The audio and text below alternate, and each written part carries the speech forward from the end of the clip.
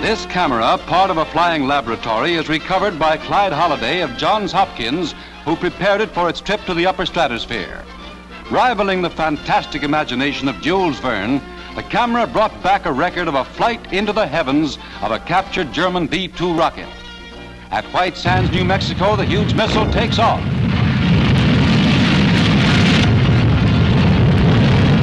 Air Force pictures show the rocket in flight, and the flying camera automatically takes over.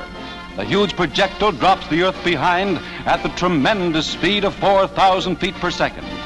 The rotation of the rocket causes the planet to spin before the lens, and the camera photographs the Earth 65 miles straight down. The horizon, 720 miles away, and the curvature of the Earth are astonishingly apparent in this still picture from the film.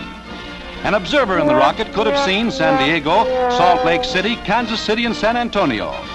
Approximately 1,600,000 square miles of the Earth's surface was revealed. The rocket reached the 65-mile height in 3 minutes. This giant engine of destruction, designed by Hitler to annihilate Allied nations, now serves the worthy cause of peacetime research.